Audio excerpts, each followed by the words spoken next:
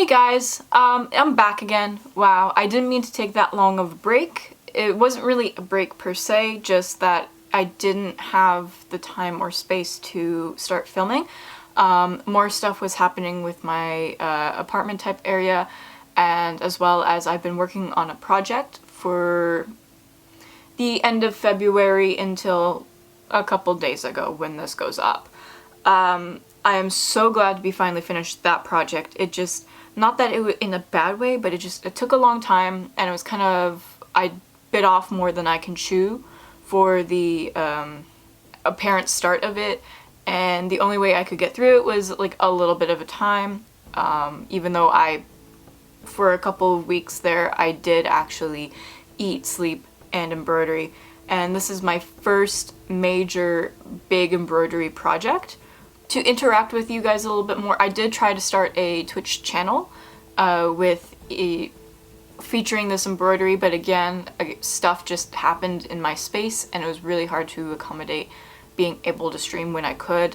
And so unfortunately I just kind of dropped off the map. But hopefully I will be able to do more stuff with you guys.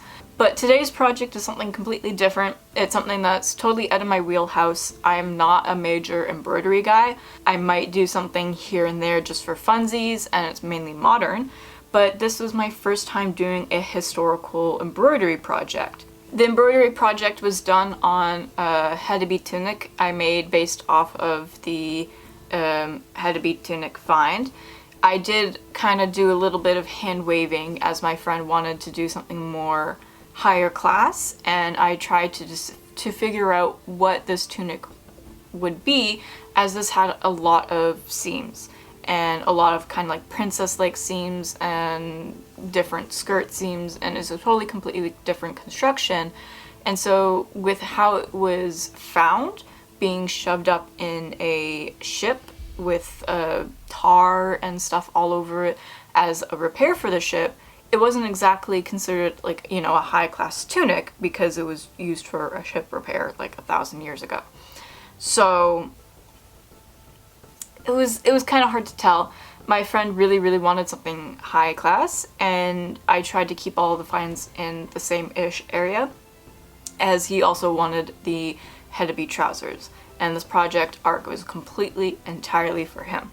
So with the tunic itself, it was really hard to figure out what part was what, and if it was like a new style or if it was like a kind of like a bunch of repairs and this person just happened to have a generally matching fabric for all of it. I definitely do in the future want to go and recreate the tunic, because I definitely think some of the recreations are really interesting and fun. That being said, the main star of this tunic is not the tunic itself, even though it is completely hand-sewn, which isn't a big deal or a big surprise for me anymore, apparently, in this community. Especially in the SCA, people are like, oh, you hand-sewn this? Ah, that's totally a you thing. And then people are surprised when I machine sew, when machine just doesn't work for me. But whatever.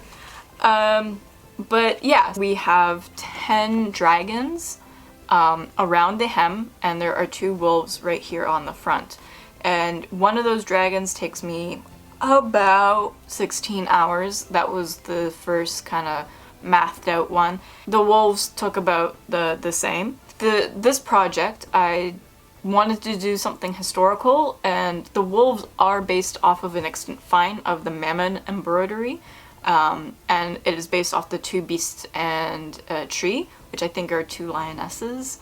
But either so, my friend wanted wolves, and he's a huge stoner, so it was just one of those really fun, easy things to change around. There weren't any dragons, unfortunately, in the Pellon find, nor are there really dragons featured in embroidery finds. It's all based off of other textile patterns, especially the Pellon stuff. So I went online and I found a PNG of the Pellon style metal work. So it came from a similar find, it just was inspired by the metalworking. And it works as well in embroidery because I used the similar techniques that was found in the embroidery find to fill out and create the dragons that we have on the shirt here. The way that I transferred the pattern onto the paper is I used the printable transferable paper thing, Pellon Stitch and Dissolve kind of paper, where it's water soluble and needle friendly. I did have some tension issues with it, especially once it started to just be constantly like moved around as I kind of printed them all out, lined them all on, and basted them down. And so once the paper was getting older and older, I found it started getting weaker and weaker. So I did have some troubles towards the end, but nothing too major, which is completely fine, whatever. Some of the dragons are a little bit longer than the others because it kind of ripped and I had to fix it, but whatever. So this is a really cool thing. The paper is made from 100% cellulose wood pulp, meant to dissolve, and you put it in water and you completely dissolve it. And while I don't have any footage of me embroidering, just because it just took so long, I didn't want to necessarily forget where I left the SD card. And again, like February to what month is it? Almost end of May. It's too long in between. So that's why I also didn't want to upload just like a little bit snippets here and there. But I do have footage of me submersing and rinsing out all of the paper, and you can totally see the embroidery, and it's super fun and it's super cool.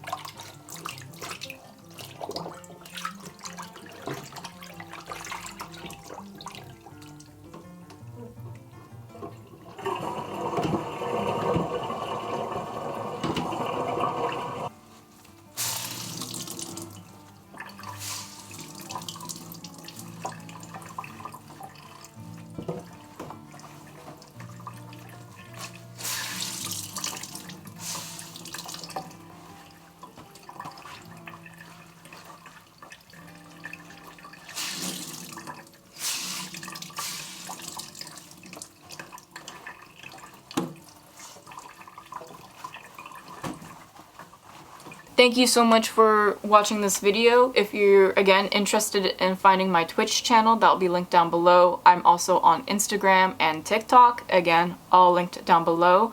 And I think this is going to be like the first time I've ever really asked this, but don't forget to like and subscribe because that would be really neat.